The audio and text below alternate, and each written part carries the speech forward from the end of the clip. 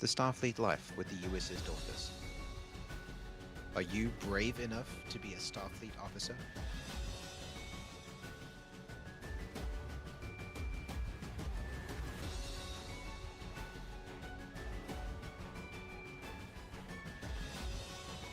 Do you have what it takes?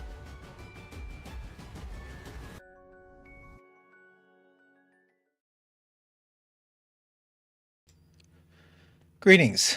I am Admiral Swart, Commanding Officer of the USS Dauntless, and this is the briefing with the Admiral for Stardate -251087.1. I am the Admiral in question, and today we're going to be talking about what I learned from Star Trek. Before we do that, we record these sessions every Tuesday at 12:30 South African Standard Time. If you are an active duty member of the Dauntless crew, you're welcome to join us here in Discord for these recording sessions. You're welcome to participate in the chat. But it is admittedly an awkward time, so you're not required to attend, but if you can, please do. If you're not an active duty member of the Dauntless crew, there is a possibility we will be streaming live to YouTube simultaneously on our YouTube channel. We try to make that work every time. It seems to be working this time, but it's not as reliable as Discord. So Discord is the primary, YouTube is the secondary, and you are welcome to send us comments or questions or anything else there as well. I'll do my best to address it.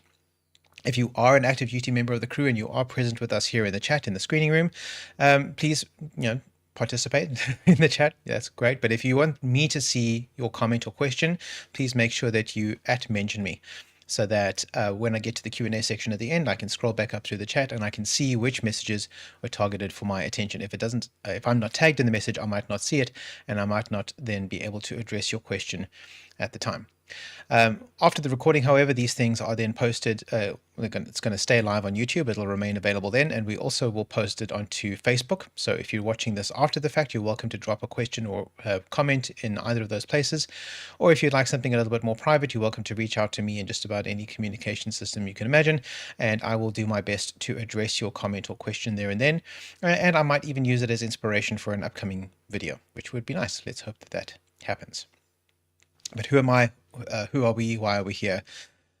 We are the USS Dauntless, which is a future-focused advocacy and action group that is at its core a Star Trek fan club. We are a chapter of Starfleet, the International Star Trek Fan Association Incorporated, which is the single largest organized Star Trek fan association in the world.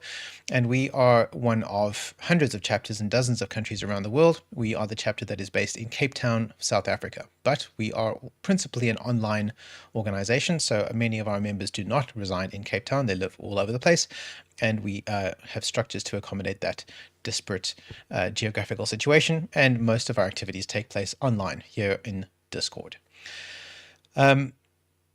What is the action? What is the advocacy? We are here to bring about what we think of as the optimistic world as envisioned in Gene Roddenberry's Star Trek, in the various different Star Trek series and feature films. What is depicted is an optimistic future in which most of the major problems we face today have been largely, if not entirely, eliminated. Crime, corruption, war, disease, poverty, all of that kind of thing have been all but eliminated. And we think that it would be nice to live in a world like that. So it is our mission to do what we can here and now, in the present day, to do anything we can to help shift society towards that optimistic ideal, to help make the world a more desirable place for everybody to live in by doing a whole bunch of different things, various different activities. And one of those activities is this briefing, in which we'll be talking about what I learned from Star Trek. Now, I've spent a lot of hours in these briefings in the past talking about the values of a Starfleet officer and what that looks like and why it exists. But what I haven't done enough of, I think, is draw direct links between the values of a Starfleet officer as I see them and where that comes from, the source material in Star Trek. So today we're going to be doing some examples of that. I'm going to look at my sort of top 5 lessons, values-related lessons that I've derived from Star Trek, and cite the top of mind example of an episode where that is relevant. Now, there are plenty of episodes that fall into all of these. I'm only drawing on one, and there are many, many. And I strongly encourage you, as you are doing your own personal study of Star Trek, as you are reviewing the canon in your own time, that you think about this and other values, or these and other values, and how they are depicted and explored and examined in those Star Trek episodes. Because if there's one thing that Star Trek does very well, it is to give us the opportunity to think about complex ideas in a way that separates us from the immediate context. So things that are relevant to us here and now, everyday life. But by separating us from that fictional context, it allows us to evaluate those concepts as outsiders and develop an appreciation of it that might not be accessible if we are stuck in those situations every day, like we typically are. So I invite you to do this exercise for yourself. But today we're going to be looking at what I think are 5 of the most important lessons that I've learned from Star Trek. And those are specifically service, discipline, integrity, competence, and accountability. All of those things I think are woven through the Star Trek canon in virtually every episode, some more than others. So let us begin with discipline. So discipline, as I see it, is the backbone of Starfleet, both the fictional Starfleet as depicted in Star Trek and the real Starfleet here in the real world, Starfleet International in general and the USS Dauntless in particular. And without discipline, nothing else holds. There's no glue that holds those organizations together. A crew without discipline isn't a crew, it's just a mob in uniform. So discipline, by discipline, I don't mean punishment. I don't mean that kind of thing. I mean the other version of discipline. It's about self-control. It's about the daily choice to act according to your principles and values, even when it's inconvenient, exhausting, or thankless. In fact, especially when it's inconvenient, exhausting, or thankless. It's the fortitude to do what needs to be done regardless of how hard it is, especially when it's hard. There's no valor in doing easy things. But doing the hard thing, that's what sets us apart. And by us, I mean Starfleet officers. While there are millions of Star Trek fans in the world who are satisfied with just being another follower on social media, with just liking posts on Facebook or resharing posts on Instagram, and that's fine. If that's enough for you, then go with the great bird of the galaxy. But that's not who we are. That's not what we've chosen for ourselves. That's not the path that we have set. We're here aboard the Dauntless because we've chosen to live the Starfleet life, to take on the mantle of a Starfleet officer in a very literal and physical sense, and to do what we can to make the world a better place. That mission, that calling, requires discipline. And discipline is the foundation of the principle or the philosophy that I advocate here frequently, and that is mission readiness. So you've got the physical mission readiness, and that is the fitness to endure hardship. Now, I mean hardship as a Star Trek reference here. So we know that, at least in the early days, the early part of Starfleet canon, the motto of Starfleet is Ad Astra Per Aspera. And we've echoed that in some of our online postings here. Ad Astra Per Aspera, to the stars through strife, through hardship, through suffering. And this is the hardship that I'm talking about. It's about doing the hard thing in order to get to the stars.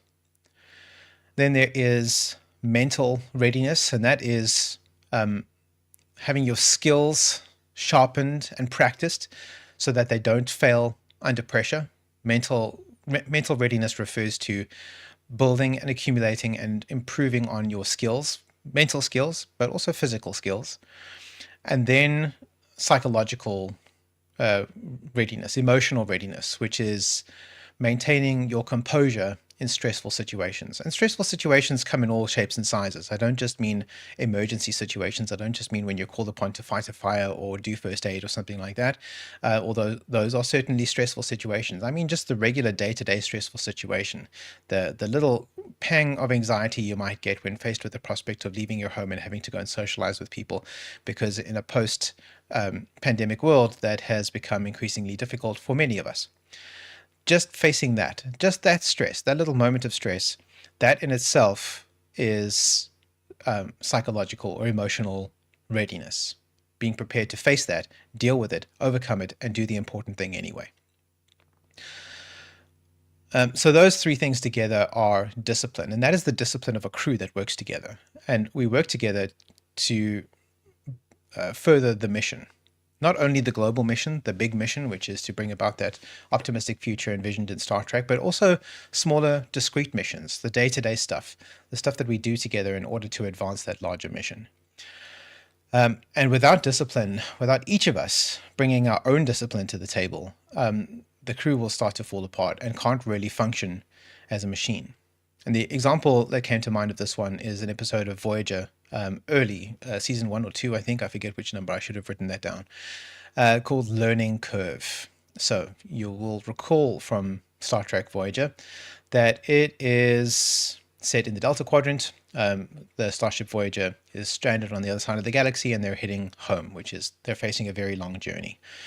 But one of the stressors, one of the difficult things about that journey is that they have been combined with another crew, the crew of a Maquis vessel. Now, the Maquis were essentially a terrorist organization that opposed the peace treaty between the Federation and the Cardassians. And they were causing trouble. In fact, the Voyager was sent on patrol to go and round up these pesky Maquis when they got trapped on the other side of the galaxy with those Maquis. They had no choice but to bring the Maquis along with them. And rather than confining all 30 or 40 of them, however they were in the brig for the entire journey, Captain Janeway decided to integrate them and make them part of the crew. However, the Maquis were not Starfleet. Most of them were not. These were a ragtag bunch of ideologues and ruffians who had been conscripted into this essentially terrorist movement, freedom fighter organization, however you like to describe it. And they, although they brought competence and skills with them, they lacked the discipline that came with a proper Starfleet background, proper Starfleet training and education and experience.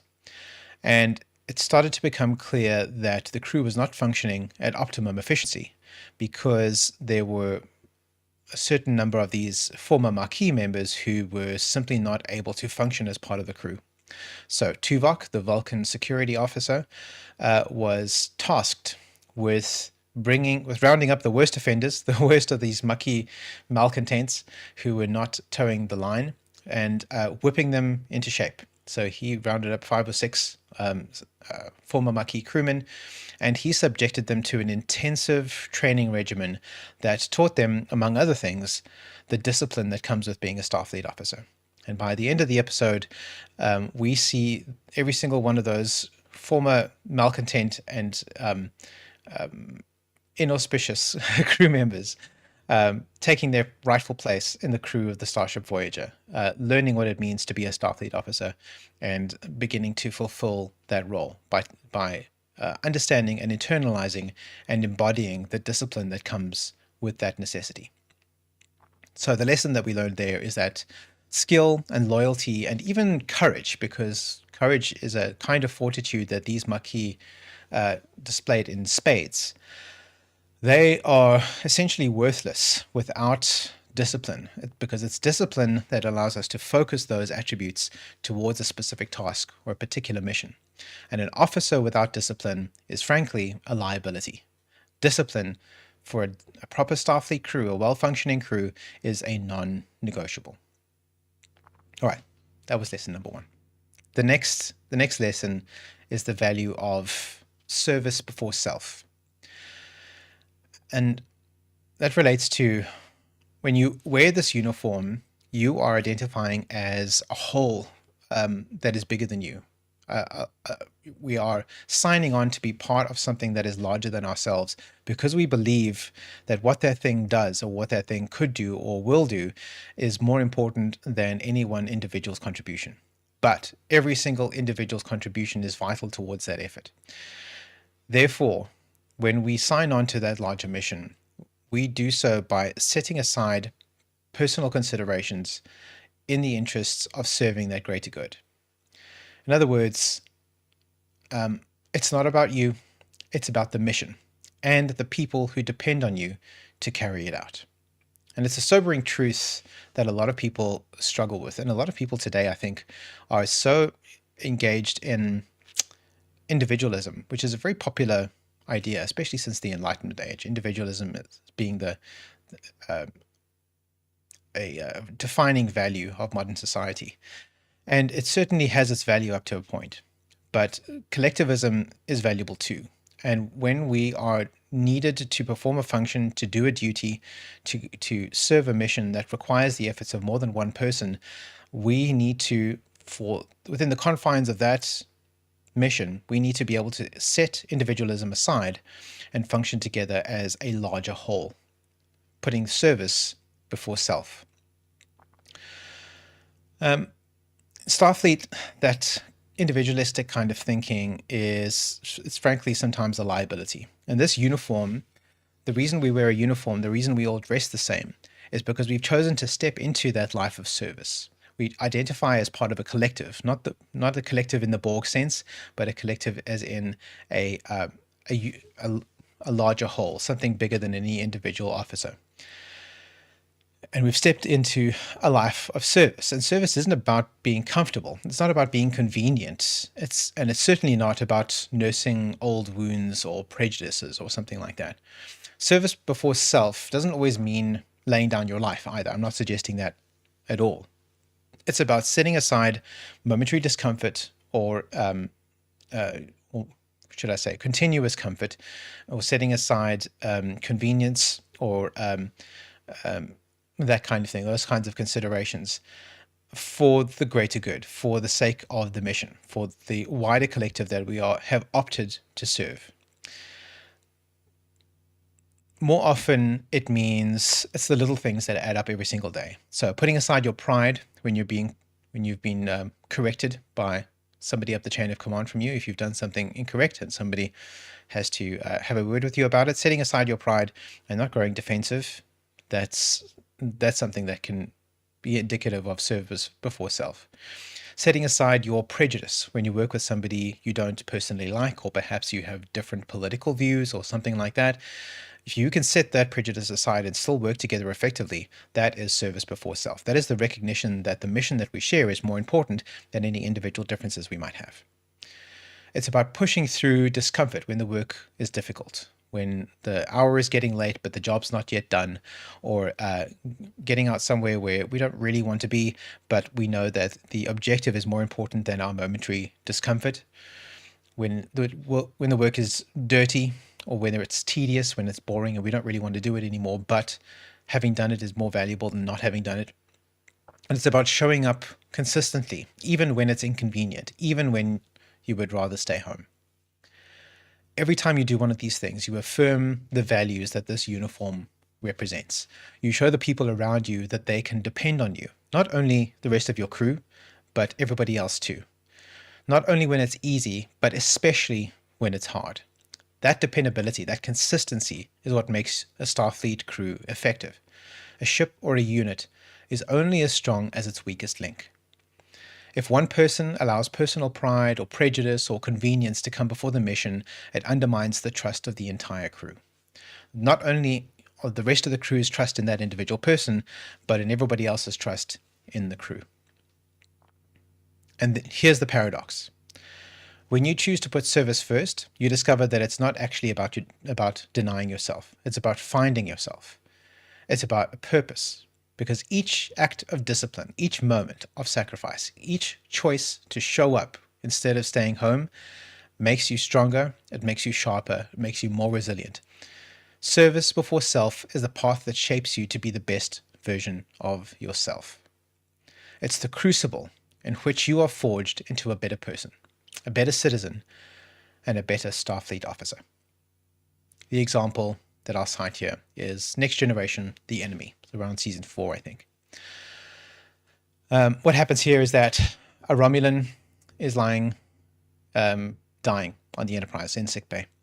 His only chance of survival was a blood transfusion from Worf, who shared the same blood type.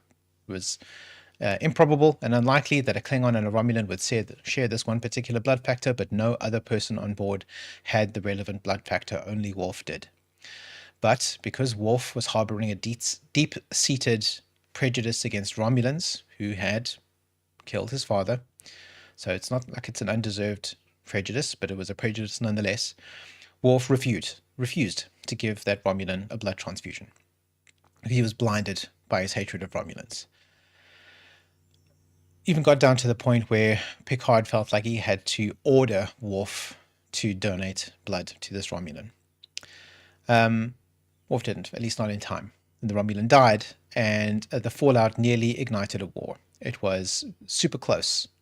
Captain Picard was able to negotiate a ceasefire in the nick of time using his legendary linguistic legerdemain, but it could very easily have turned very bad because Worf was reluctant to donate blood when blood was needed to save lives. One officer's selfishness also almost cost thousands of lives. So the lesson here is that service before self is not about heroism. It's the daily discipline of placing the mission and the crew, but especially the mission, above personal feelings of discomfort, prejudice, pride, and that kind of thing. Service before self is the path to being the best version of ourselves. All right. The next lesson that I learned from Star Trek is that integrity belongs in every action. So integrity isn't situational. It's not a tool that we can take out when it's easy and then put it away when it gets difficult. It doesn't bend for our convenience, and it doesn't flex to our embarrassment, right? Integrity doesn't care about those things. Integrity is steadfast. An officer without integrity corrodes trust. The trust that others have in him, and the trust that everybody else has in his crew. And once trust is corroded, there is no crew, right? Trust is the glue that holds a crew together. Because of this, the structure, the chain of command, the uniform, all depends on trust. A commanding officer must trust that the work will be done. I don't mean capital C, capital O. I mean anybody within the chain of command needs to trust that the work going on under his or her supervision is going to happen as it was promised. A crew member must trust that their superior is acting in good faith. Without that mutual trust, the whole framework of Starfleet collapses. Now, I know I said similar things about discipline, but discipline and trust are really very much the same thing, right? This is just a different way of looking at essentially the same thing.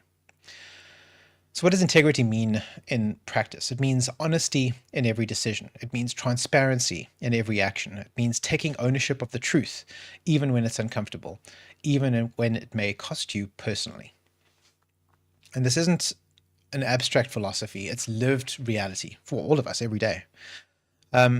Star Trek example here is Star Trek The Next Generation, Who Watches the Watchers, also season 4, I think. The Enterprise visits a pre-warp civilization. They are there to resupply an anthropological duck blind, but the anthropologists have suffered an accident and they lose their stealth shield. And one of the scientists is exposed. He gets captured, rescued, I suppose, by the local pre-industrial civilization. And that causes a potential contamination. The Enterprise tries to intervene in a way that is consistent with Starfleet's practices, but the intervention just makes it worse. And we end up with a situation where the contamination is so bad that these pre-industrial aliens have started to believe in a divine deity, and that divine deity's name is Captain Picard, and things get very bad. Now, this is in direct contravention of Starfleet ethics, the fictional Starfleet, not the real Starfleet. We obviously don't have a first contact protocol like that, but the fictional Starfleet does. And Picard is faced with the decision of what to do he has to try and decide. Now, the suggestion is made by one of the other scientists that Picard embody this role of the deity for the Mintakans and hand down a set of commandments telling them what the overseer, is what they call him, what the overseer expects of them. Picard refuses to do that because that is not in line with Starfleet ethics. Instead, he decides to reach out to them respectfully as intelligent beings and explain who he is, why they're there, and what the whole situation is. The reception doesn't go well, and he is almost killed as a result. But he knew that that was the potential danger. When intervening, when doing the right thing, he knew that there was risk personally to himself in taking that step and acting with integrity. But he made that choice anyway, because it was the right choice to make. There is... Okay, so that moment tells us something critical. Integrity isn't always the safest choice. It isn't the easiest choice, but it's always the right choice, and it's the choice that preserves the mission in the long run.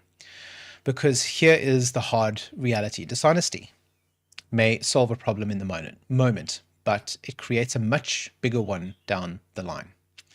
A lie you tell today becomes the compromise of tomorrow, and the collapse of trust the day after to that. Remember, trust is the glue that holds everything together. Integrity prevents that spiral before it begins. Integrity is also about accountability. We'll talk more about accountability in a few minutes, but let's mention here for now that mistakes happen. They're inevitable. Nobody's perfect. Everybody makes mistakes. Even if you are a skilled individual, if you're an expert in what you do, you're not going to get everything right all the time. That's just part of the human condition. But the officer who owns their mistakes and corrects it earns trust. The officer who hides, who lies, who seeks to cover their tracks destroys trust. Careers are not ruined by mistakes, they're ruined by dishonesty.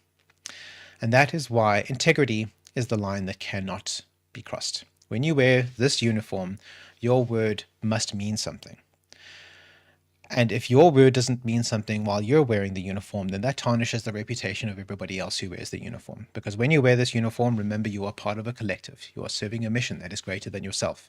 You're speaking not only for you, but you're speaking for the uniform and for everybody else who's in it.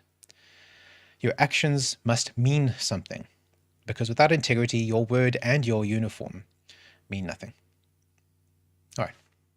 Next lesson. Competence and preparedness. So discipline and integrity, which are really two sides of the same coin, they form the foundation of an officer. But foundation alone doesn't make a building, right? You've got your basement, you've got your level platform, but what about the rest of it? Competence is the structure that rises on top of those values. Starfleet doesn't need uniforms filled with warm bodies. We don't need names on a list. We don't just need people for the sake of having people.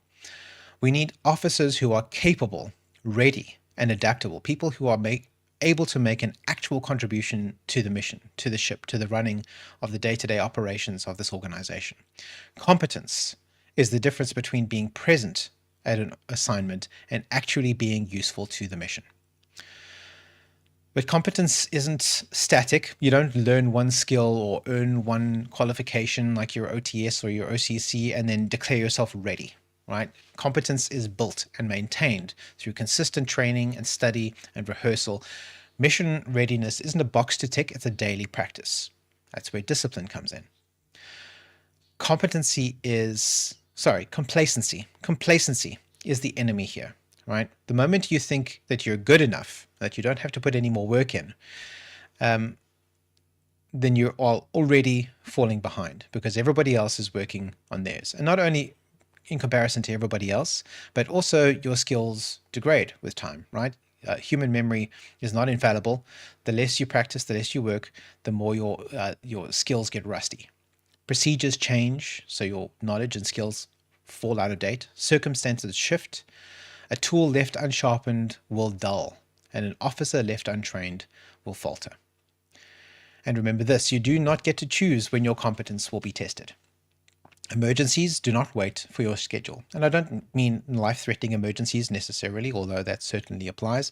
Just day-to-day emergencies of something unexpected has happened and we need to address it immediately if we're going to get a proper resolution. Those kinds of emergencies. Disasters don't pause for your confidence to catch up. They arrive unannounced and they expose whether you are ready or whether you are not. Example here is another episode from Next Generation called Disaster. So in this episode, the Enterprise is crippled, and including the turbolifts and internal communications. People are not able to move throughout the ship. Captain Picard and Commander Riker and Commander Data are not on the bridge, which is the command center of the Enterprise. The senior ranking officer on the bridge is Counselor Troy, who at the time was the lieutenant commander, so she was a high-ranking officer, but she was not a command officer by training. She hadn't yet gone through that level of training. She was a medical officer, a psychologist.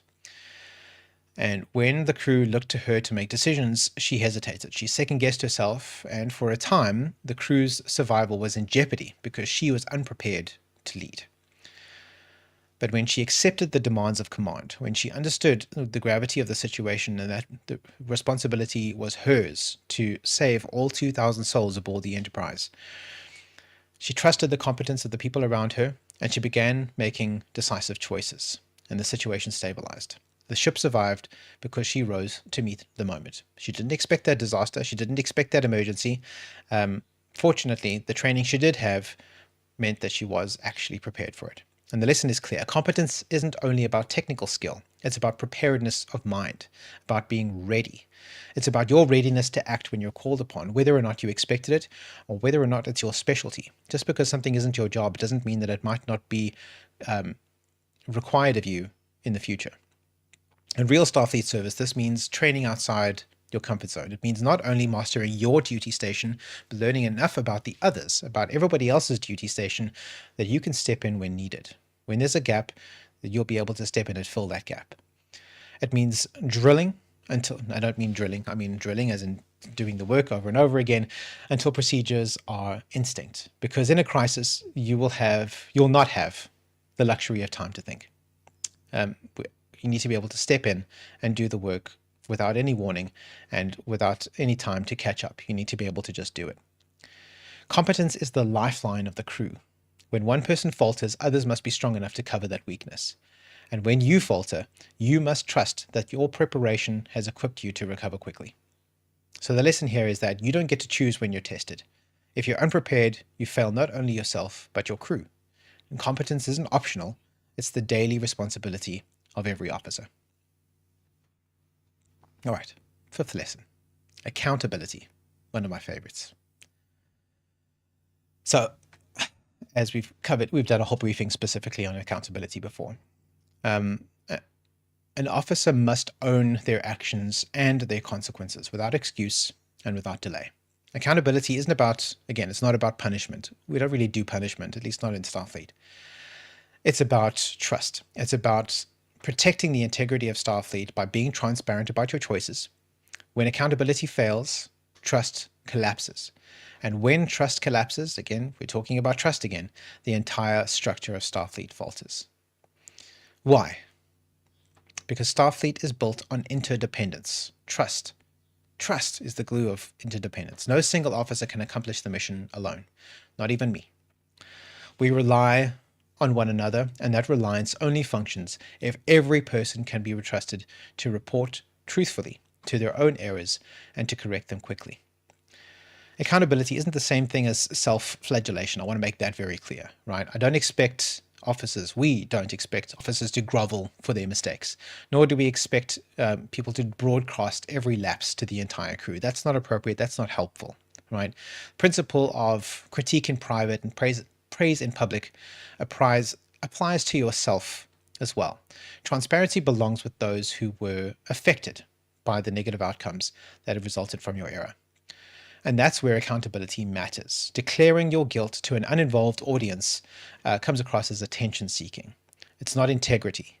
Facing the people who bore the consequences of your error and acknowledging it, that's accountability. So in other words, you made a mistake, it affected these 3 people, owning up to those 3 people, reporting to them, oh, I made a mistake, I'm sorry that this affected you, that is accountability.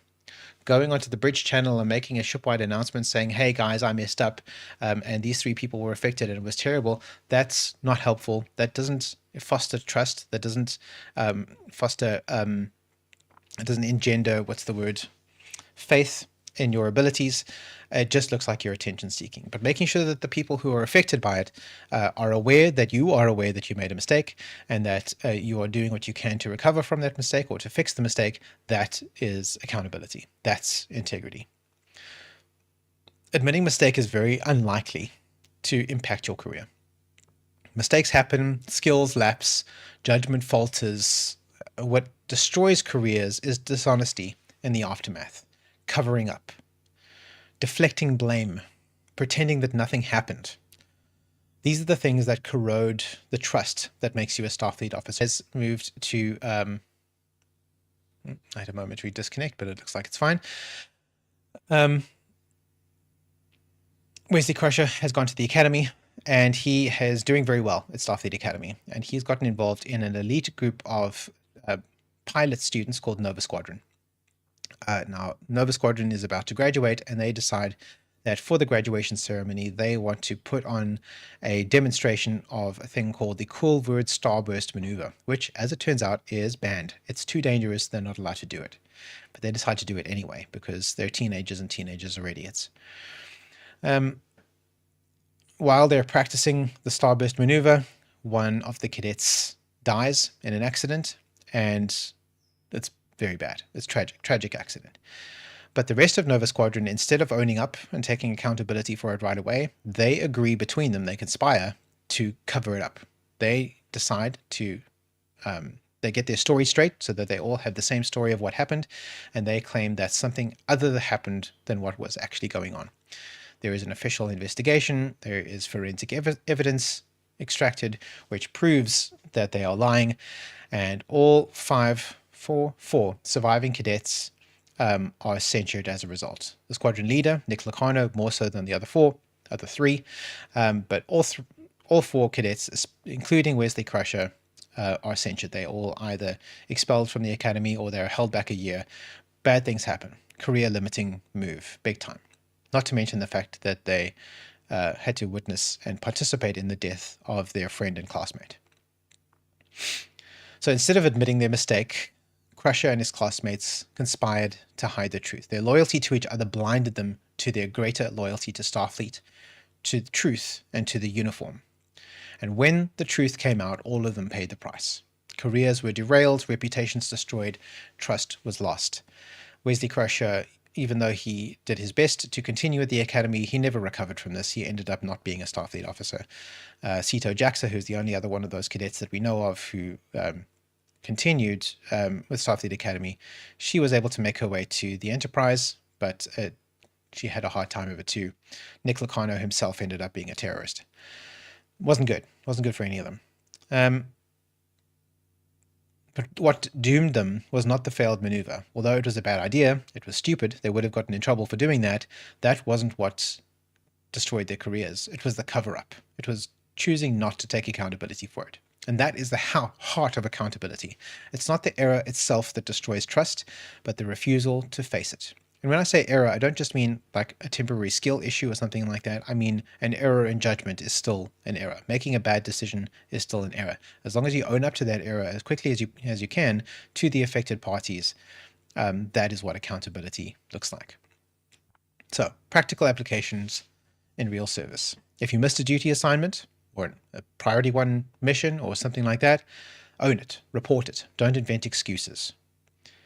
If you mishandled a responsibility, like you committed to doing a particular piece of work and then forgot to do it, acknowledge it, apologize for those affected, and correct the error. Or if you don't know the answer to a question, say so. Bluffing only compounds the error. An accountable officer demonstrates strength, not weakness. To stand before your peers and your superiors and say, this was my error and here is how I will correct it, is an act of courage. It shows reliability, it shows integrity, and it builds trust. The lesson here is that accountability is also not optional. The first duty of every Starfleet officer is to the truth.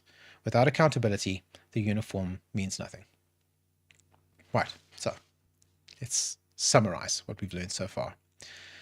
These are 5 principles that Star Trek has taught me, and standards that I expect from all of us. Discipline is non-negotiable. Service comes before self. Integrity doesn't bend. Competence must be sharpened daily. Accountability cannot be evaded. These aren't abstractions. These aren't complex ideas that are evaluated only in science fiction. These are the foundation of real-world Starfleet service, and frankly, the rest of our lives too. It is these principles that make us good people to be around in every aspect of our lives, not only in Starfleet service. And remember this, wearing the uniform isn't a privilege that you inherit.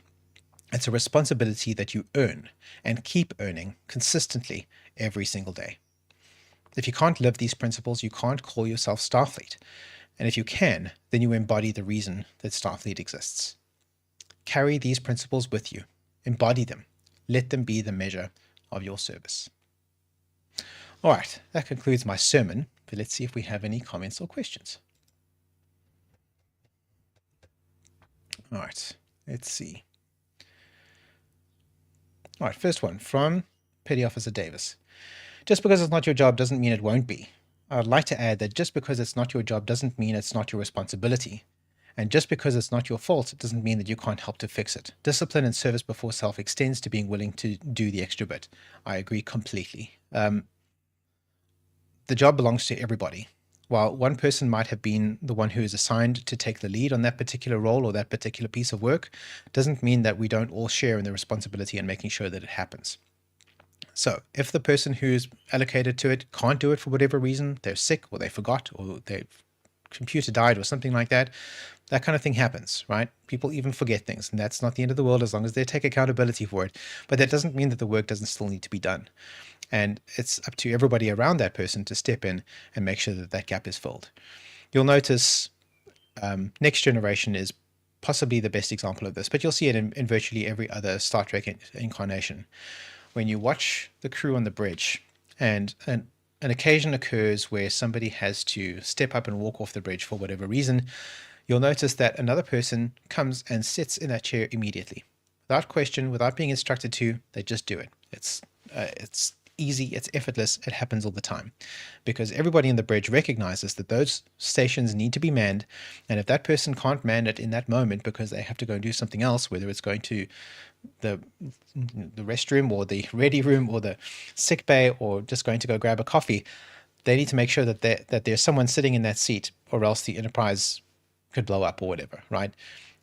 That work needs to be done. Somebody needs to do it, and it's everybody's responsibility to make sure that it gets done. Even though it's one person who's leading that role, everyone else is part of that work, part of that team. Master Chief Kotze, responding to mistakes. If minor errors which can cause a chain of events that could lead to greater efforts to resolve it is only done in private, is this not avoiding transparency so everyone is aware of the error and keeping an eye open for it? Okay, I see what you're saying. So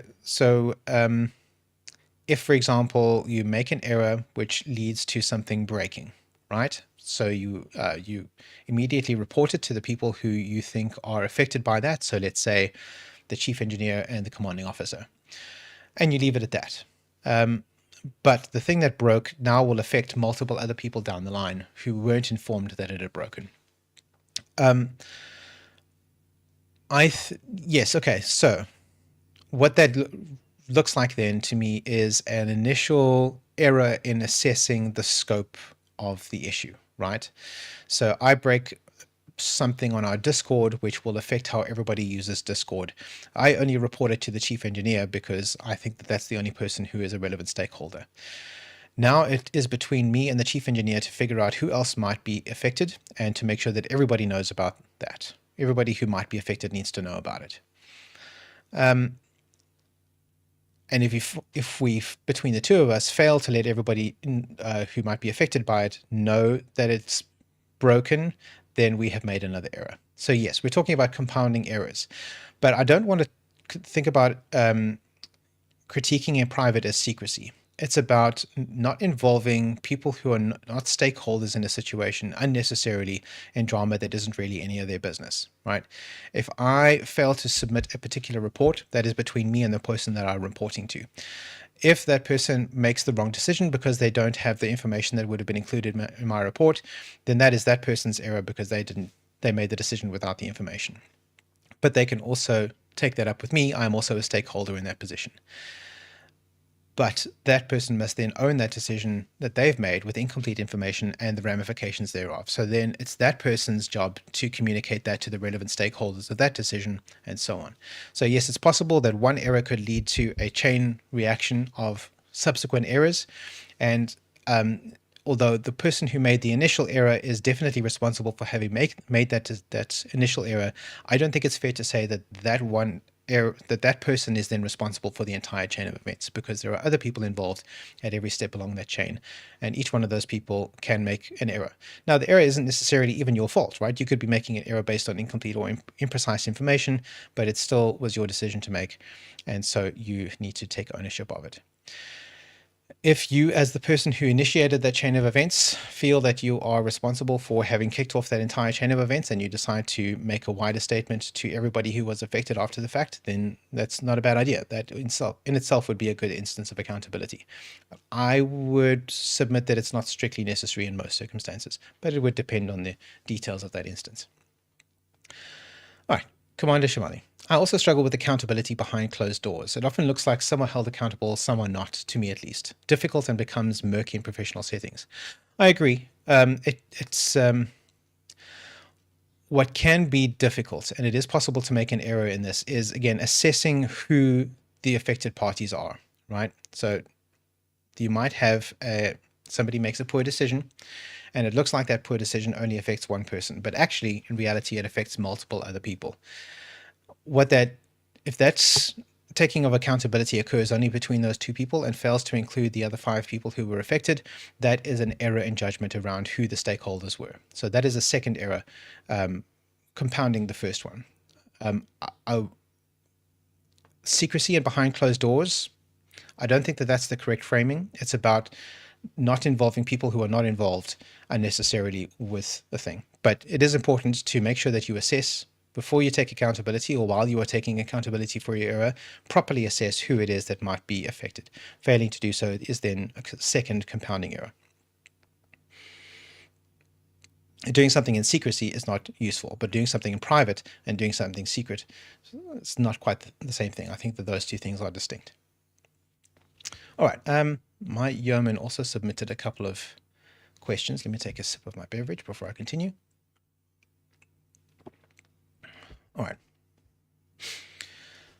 Okay, first question. What if I find what we do to be inconvenient? So this can be anything, right? So this can be doing a particular job or attending a particular mission. What if it's inconvenient for me? What if I have plans that day, or I just don't really feel like doing that, right?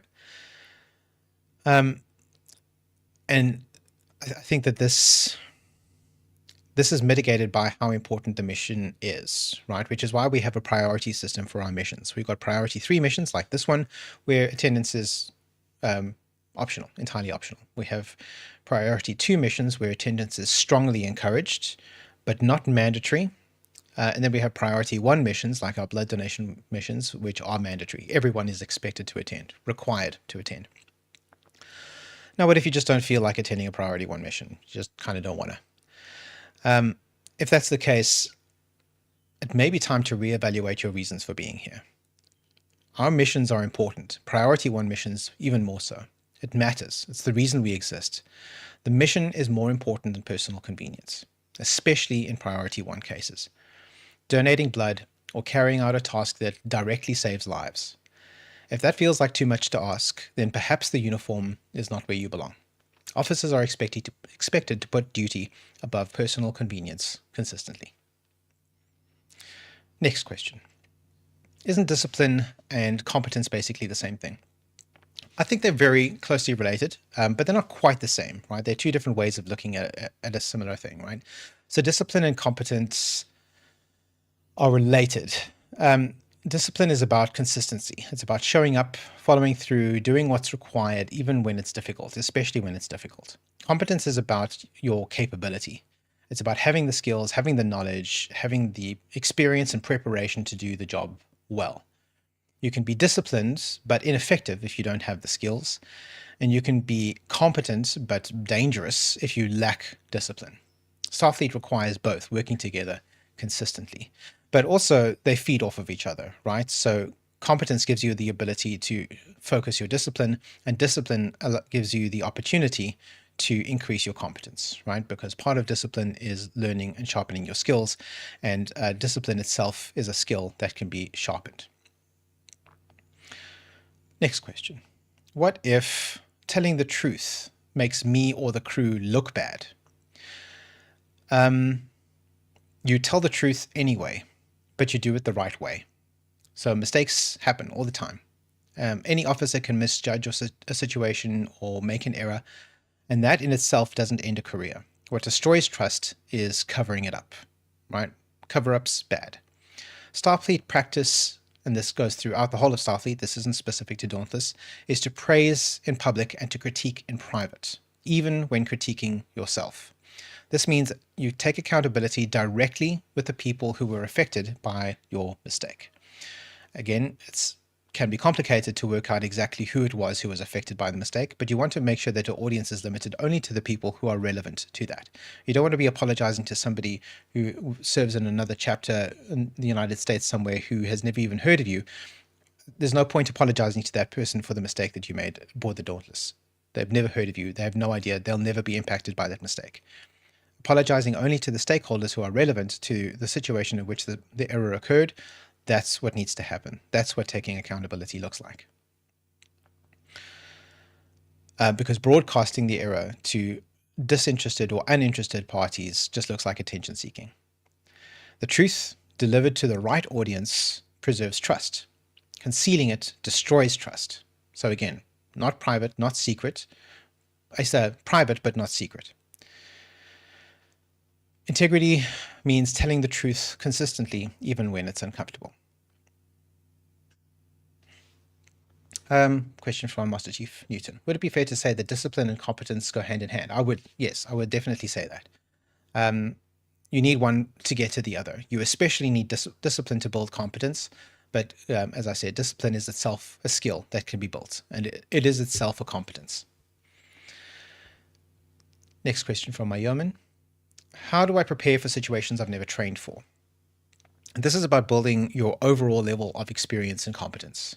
And by doing that consistently, you may never face the exact scenario you've trained for, but if you've mastered the fundamentals, procedure, discipline, judgment under stress, understanding the protocols, understanding the rules under which we operate and how things are designed to work, you will have what you need to adapt.